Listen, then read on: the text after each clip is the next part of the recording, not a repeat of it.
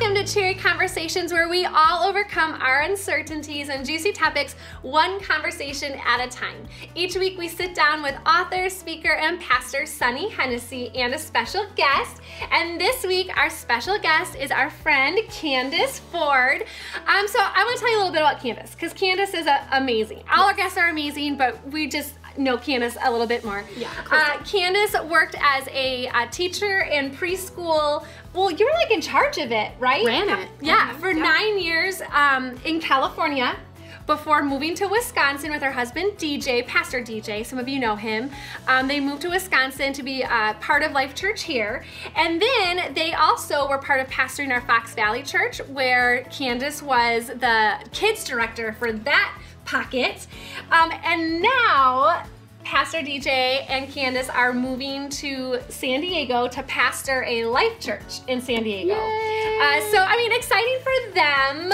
Sad for us. But we are excited because they are amazing pastors and they're amazing people. And I mean, they're moving to San Diego in like the dead of winter. But you before the show said, but... Yes, I did move in winter. In the blizzard we moved year. Here, yeah. It was the blizzard year. It was a cold week, a really cold year. Yeah, and often you have your kids in snowsuits and they're out. I thought you go out with them because we're going to talk about how good of a mom you are. You said you just send them out. Yes, I send them out. Okay, talk about what your daughter said, because we're going to talk about being real. Even though you're a good mom, it's not a front, and... Let's be real. So the other day, the kids went out. I don't even remember what the degrees were. It was cold though. And Brooklyn comes in after like 20 minutes being out there and she's like, Mom, it is freaking cold out there. And I'm like, oh my gosh, I need to watch what I say. Because she's how old? She's 5. She's 5 and said that. So we don't feel so bad. Yeah, our children, which that's what we're talking about. So yes, we are talking about what an amazing role model she will be. Like, I'm not, but she's an amazing role model for how to really be intentional with your family, your kids, your marriage. You are a role model to many. I mean, you are to me too. So I know that there are a lot of people watching and listening that really aspire to be like, how do you do that? How do you put your family and your marriage and your kids first and everything? Like, being intentional about that. And some people have a different perspective about that. So that's what we're going to be talking about today. And so here's my question, because you are a role model in that area, and is that something that was modeled to you, or was that just something that, you know, when you had the dream of getting married and having a family, that you were like, that's just what I'm going to do, like I'm going to set out to do that? I think that it really was my parents. They were the role model for that. I mean, my mom and dad are best friends. They really don't do anything apart from each other. They don't have separate hobbies, any of that. And really, like, our life just growing up was all about our family. And so I think it was modeled for me, and so that's how it is for me and my family, because that's how I grew up. Yeah. But when you were in San Diego before, you were working full time. Granted, you made a way that you could have your kids with you, which is so smart. To run the Best daycare. of both worlds. Yes. Yes. But also, you didn't have the time. You talked about coming here. You've been able to be more intentional. Talk about that. So I actually feel like because we were so busy, I think we were more intentional with our time then, because we didn't have a lot of time. So like for 2020, I feel like I really started to go, oh wow, like I'm not as intentional anymore because we have all this endless time together. So I'm like, okay, so we need to start implementing things where we're having conversations or doing things together and being more intentional with each other. That's good. I love that. What is something, so I love this, because I'm just gonna start writing this down too. So what are some of the things that you determined, or what are some of the things you do to be intentional? Like, what are some ideas you can give people? So for our marriage, which sometimes we end up doing this when I'm like, oh, there's red flags, like I'm angry at you and I'm finding out like, oh, we're not spending time together. So then we actually just schedule date nights. So we'll be like, okay, Thursday night is our date night, whether we go out or we're doing something in. Now I'm super creative and crafty, so when it comes to doing stuff inside, I'm like, oh, Pinterest, and I love Pinterest. I go on it all the time. DJ's like, he's so nice. Time, He's like, but he'll be like, I'll humor you, and we'll try it out. So I had a friend who actually told us about like this Jenga thing. And so with the Jenga, you like write things on the Jenga pieces, and then you have to do this. So so that's one thing we're going to be trying out soon. Let us know. Yeah, we'll see how it goes. Some of the things on it are like inappropriate. Some things are like, what are your dreams and goals, Yeah. you know? So some are mind, body, and soul, I guess. Mind, body, and soul. I love it. Yeah, it's funny because my kids keep like, they saw the Jenga when I ordered it, and they were like, oh my gosh, can we play Jenga? And I'm like, no, because I already wrote on it. That's an adult game now. Okay, but you know what? I love that Yeah. because I think some people think when they're married, they can't be silly or they can't be flirtatious with their spouse. Like, I love that. I love that it's kind of like, oh, this is between me and daddy. Like, I love that. And I think that, you know, kids maybe don't get it now, but later in life, they'll talk about it just like you are right now. Like, well, my parents were best friends. Yeah. So I think that's amazing. Yeah. It'll be fun. Yeah. We'll see how it goes. We might be like, hey, DJ, how was your Jenga night? Hey, DJ Jenga. We raised DJ about a lot of stuff, so we'll continue to do that. That's funny. Yeah, so that's something that's coming up. And then with my kids, I just have to be really sensitive to them because sometimes you have to find things that they like to do. And sometimes it's different for each of them. Like my son Blake loves to read, and so we'll read little books together and cuddle. Brooklyn is super girly, so it could be hair, nails, whatever, makeup, tea parties, things like that. So just being intentional with them with what they like. Yeah. And to some people they might be, well, that's obvious. She's a girl and he's a boy. We'll do different stuff. Yeah. But I think sometimes parents get in this like, well, I have 3 girls, right? I have 2 girls and a boy, and we're all just, I'm going to discipline them the same. I'm going to spend time with them the same. And they're all gonna like it. And regardless of the gender, they all have a different love language. They have a different desire. Yeah. Like I know with my kids, I've learned their love language. One is quality time and one is words. But when I didn't think about that, I was keeping that from them. And quality time could be, Aubrey wants to go to the grocery store with me. And like, if I'm like, I got home late, I don't want to, like that's devastating because the grocery store was quality time. Yeah. And so I love that you're like, okay, what do they like? What do they need? Yeah. I like that you talked about like just going to the grocery store. It's like including them in on the stuff you're already doing. Versus like really trying to separate out that time for them, because sometimes that's hard too, is separating out that time. Well, yeah, because once you introduce like, let's do a daddy-daughter date, or let's do a girl day. Some people just like getting a date in, like Thursday we're gonna get a date. Well, that costs the restaurant, that costs childcare. I have to find somebody for childcare. So, but once you set that standard, and you don't say, well, also on the couch can be a date. Even our show time that we watch a certain show on a certain night can be our time. You can like lower the expectations financially, and I think that with our kids, because we started doing a girl day, Aubrey and I did when she was like 8 or 9, and I was like, okay, this can get really expensive if it's nails. No, we're not doing this once a month. And so now, yes, Aubrey, well, and I kind of fudge a little because I'm like, we're gonna go to Fresh Time because she wants to do that, and can we go by Target? Yes, and then can we go to Joann's? Well, if I've got those 3 things, I have slipped in for sure. Now I don't think she watches this, so that's good. But I've been like, oh, what a good girl day. Because she's like, yeah, and like she realizes that was a girl day. Yeah. So I got that in, but we did, and I try not to be on Marco Polo. I'm not texting, obviously. It's like, when it's not just errands to the grocery store and the kids are coming along, but it's a time with them, you can make the grocery store be a girl day. Yeah. 100%. Also, just the car time. Like with, time. With my son, I find we have the best conversations in the car. You know, I think it's just because we're not like, well, let's sit down and face to face talk about it, you know? And so, yeah, even just, that's a great perspective that, you know, that intentional time, just be intentional with the time you have, whether it's in the car, at the grocery store, reading a book and snuggling. Like, that's so great. That's so great. Yeah. Are your kids into music? Brooklyn is. Okay. Yes. That's another thing I've noticed. Aubrey would be like, can I get the aux? And I know my kids are older, but Brooklyn is getting there. And I'm like, yes, because it's, let me hit that aux. What's the aux? The aux or the auxiliary, wherever it plugs in that they can get on your speakers. I was like, OX? So if they have a phone, which if they're young they don't, but if she can hit that aux, which that's not cool to say anymore. So now she's like, so she just plugs in and then she plays her playlist. And there have been times that for an hour on errands we're listening to Broadway.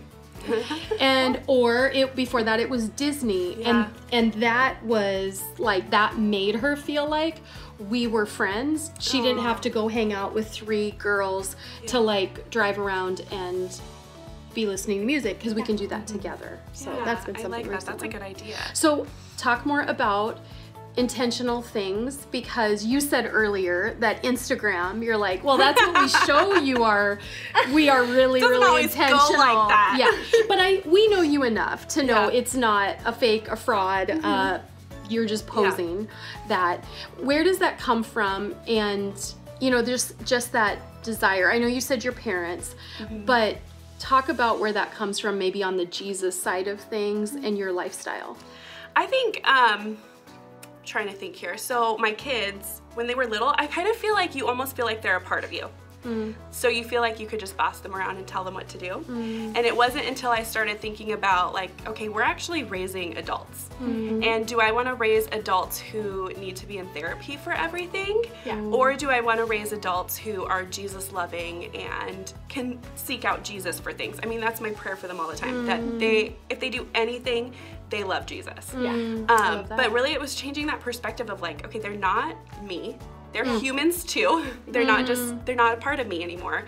And what are we gonna raise them to be? I don't want them to be raised where they're like, I have so many issues and problems and you know, I want them to, because I don't feel like I have to go to therapy for everything. And so I'm like, I don't want my kids to have to do that. Not that therapy is wrong, but no, but I think that's a good just standard. For sure. Like we have Journey to Hold Us Now, and there's times that keeps me accountable. Like, oh my gosh, and Sean will say it like, oh, this is gonna be a Journey to Wholeness moment for Isaiah. You know, when you're like, because you know what you've said in Journey to Wholeness about maybe how you were raised. You're like, I don't want to be the parent. And here's the deal: we have to allow ourselves to know that there's going to be things our kids are going to need to do Journey to Wholeness and process. But at the same time, I know a generation or two back, it was, I did the best I could. I did all I knew what to do.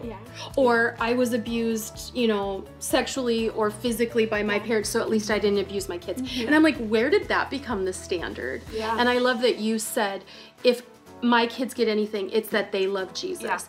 I agree. It's not that they're a doctor or lawyer, or for us, even pastors themselves. Like if they know to run to Jesus, and right now when they're little, they run to Jesus often through us, because we're God to our kids until they are like, their brain is completely grown and they are not adolescents.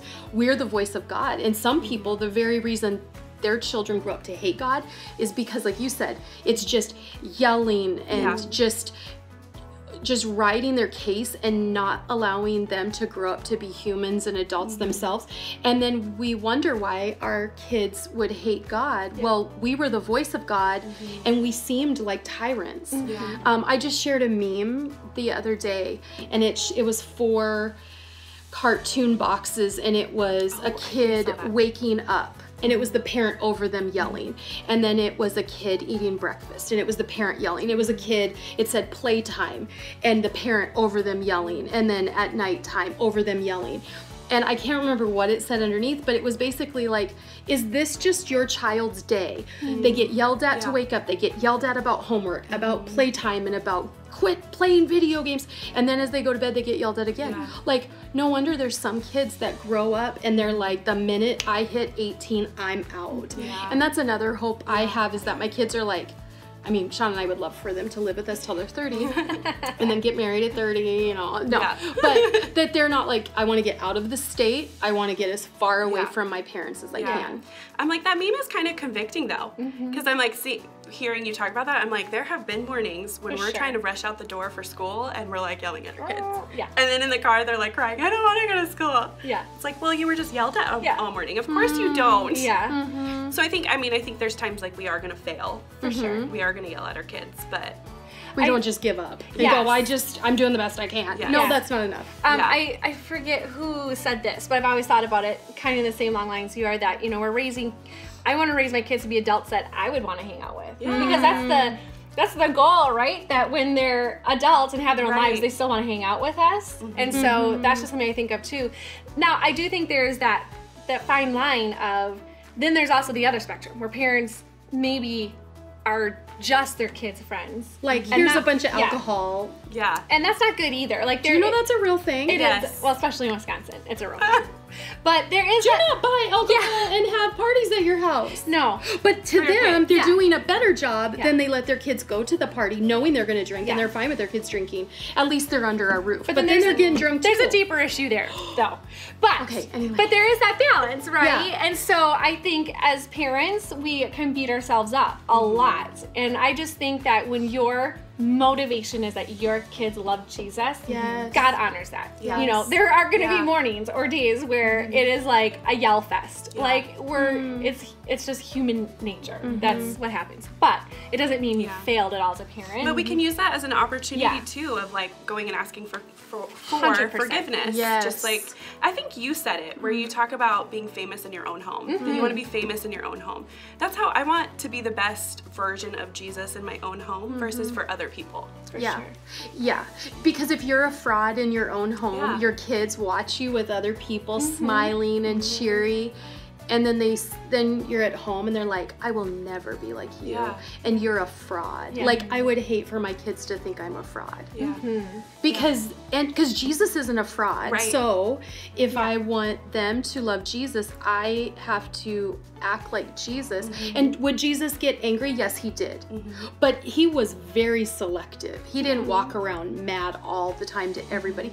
He definitely was like, get thee behind me, Satan. Why are you doing this in the temple? Blah, blah, blah. But he was temperate. And yes, if I am like Jesus, my kids actually are drawn to me in my warmth. And some people would say, well, I'm just not a warm person. Well, you better figure out how to be a warm person to your spouse and your kids, period. Like, soften your heart, become softer, become a warm person, because a hard person, you repel, right? You're not a magnet when you're a hard person. So yes, and then if you can only be a soft person one place, have it at home. Be a hard person at work until you can get that right, right? Right, yes. Yeah. It's true. So, you guys are moving to beautiful, sunny, warm San Diego. So do you already have things in your mind? Now, I know you guys are from there, but it's still a transition for your family because you've been here for a while, now you're moving back. So do you already have thoughts like what you're going to do to be intentional about transitioning back there? But now you guys also have relationships here, and so do your kids. So have you already thought about how you're going to be intentional with all this newness that comes with the transition? So I think some of that has already started. Because our kids, you know, we've let our kids know, we've told them what's happening, and they're very sad. I think because, like, if I think of Brooklyn, when we moved here, she wasn't even 3 yet. Oh, wow. So everything she really remembers is Wisconsin, and she loves her friends, she loves the people here, she loves Life Church here, so she's struggling kind of with moving back. And so it's just kind of like, well, you know, we could FaceTime, like, what can we do to keep those relationships going? Because they have made good friends out here too. So I think right now it's being sensitive to how they are feeling and being okay with, it's okay to be sad to be leaving Wisconsin, even though we're going to family. It's still okay to grieve and feel sad about that. But I think even once we get there, it's gonna be kind of a step at a time, because I've never done it with kids yet. I mean, we did here, but they were younger. Very little. So we haven't really gone through that yet. So I think it's just being sensitive to where they're at and kind of step by step with that. That's so good.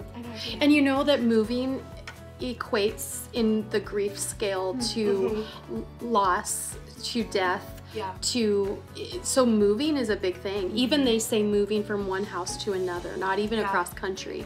So going through the stages of grief, you're so wise to know that they're going to go through different cycles, and it might pop up in a year. And you go, why are we still dealing with this? No, it just could be something that they need to process. So that's good.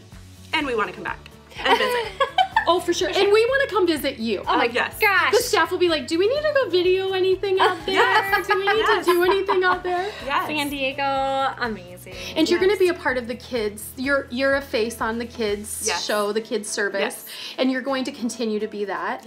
And you'll be videoing from there, and then it'll cross over. So that's great. And in San Diego, there will be kids service out there live and online, which there already is. And then there'll be adult service. So super exciting. Yes, we are so excited. Yeah. I do love that. I love that. Okay, so before we wrap it up, first of all, liked the Jenga idea. Jenga. Let's do that. Let's do that. Maybe people could like message you from this and be like, Candice, private message your list of what you wrote on your Jenga. Yes. And she'll get back. That might be really embarrassing. We're putting you out there. Oh my gosh. But tell us one more marriage and parenting thing you do to be intentional. But then also, sorry, this is like multiple choice. But then also, I think what's really important is then how are you intentional for yourself? Because that's in order to be able to be really good at being intentional for your family, your marriage, your kids, you have to also be intentional for yourself. Okay, so let's start with intentional for yourself. Yes. I think that one thing, I love bright mornings. That is just something for me to start my mornings of, I'm starting it with Jesus. Awesome. And then the other thing, I mean, really I've been doing this for the fast, but it's when I open my phone in the mornings, instead of jumping on social media or email or whatever it may be, it's opening up whatever the verse of the day is, something small, but just do something that, okay, I'm putting God first, I'm listening to this bright morning, and then moving on from there to at least start my day. But then also, I'm gonna keep using the word sensitive, but it's also being sensitive to yourself too. Like, if I'm having a really rough day, have I had good time with Jesus? Have I taken time for myself? And then figuring out how to fit that in, whether that's your husband comes home and for 5 minutes you go sit and journal, or just being creative with the time you do have, I think is super important. And having girlfriends. Go hang out with some girlfriends every once in a while and just have fun. So that would be for myself. Intentional with my husband. Let's think. Are you blushing? I'm just kidding. I loved how you said it. I was like, My husband. I mean, I think we do need to know like their love languages too, because our love languages are different, which his is touch and words of affirmation. Mine is quality time. Touch is my least. So it's being intentional too. Like, I don't know, I'm trying to think of anything I've done recently. Sometimes I'll just leave like little sticky notes, like, hey, like, you're doing such an awesome job. Like, thanks for working for our family while I stay home. That's awesome, though. That's you know, good. just little notes, because I know words of affirmations are his. And then date nights, which sometimes it's like red flags come up where I'm like, what's going on? Why are we fighting so much? And it's like, oh, we haven't spent quality time together. And then my kids, I don't know. You just aren't like, go play. Like, no. You have like, I see, okay, so I do see on the social media. She stalks you. Oh my gosh. But I do see like, you obviously have been intentional with your schedule, like, oh, we're gonna go apple picking in the fall. Yes. Or we're gonna go sledding this day. So to me, that's like, oh, you have to be intentional to get it in your calendar to do that. I think it's hard because those are things I like to do. Yeah. So it's like just doing things that I like to do, and really my family just comes along. Well, hey. Yeah, if that works for you. Yeah. But I mean, for my kids, I don't know, sometimes it's just playing with them or, you know, little things like that. What gets posted on social media, sometimes I'm like, oh, this is a great moment. I'm gonna take a picture. Yeah. I do love that. But sitting on the floor. Yeah. Sitting on the floor. And just being And with not on your them. phone. Yeah. Yeah. Isaiah bought a hamster, which is a mouse, for his girlfriend. And so he's like, Mommy, come here. He's 17. And I go, and I just was like, it's a mouse, it's gross. I just wanted to scream and be like, that's so, And so I went and sat on the floor, because he was laying on the floor looking at the mouse, and I went and sat. And so I didn't think about the significance of that, and I didn't think, oh, good mom. But when you said sit on, I'm thinking, oh yeah, with little ones, you sit on the floor, they're gonna love you, play blocks. Well, I think that meant something to him, but I wasn't like, oh cool, okay, clean up your room, because that would be more of a natural to a 17-year-old. Yeah. Okay, so if Candice is amazing. So is it okay that I'm going to say this? You can follow her on Instagram. Yeah, and her posts are good. It's Mrs. Yeah, Mrs. Candice Ford. Mrs. MRS Candice Ford. But you not only just post pictures of your kids, you have really great content about being a wife and a mom and a Jesus person. So you follow her. We'll have her social handle in the comments below. But I think what I got out of this, which I hope our listeners and viewers did too, is that being intentional isn't necessarily like a date on the calendar. It can be really just the time in the car, the time on the floor with your kids, the time when they want to just butt up with you and snuggle or watch a show. Like, it's about recognizing those times that you're just with your kids and your husband. So thank you so much for being here today. Thanks for having me. And thank you all of you listeners and viewers for joining us today. Come back to seeing us next week on Wednesday at the same time.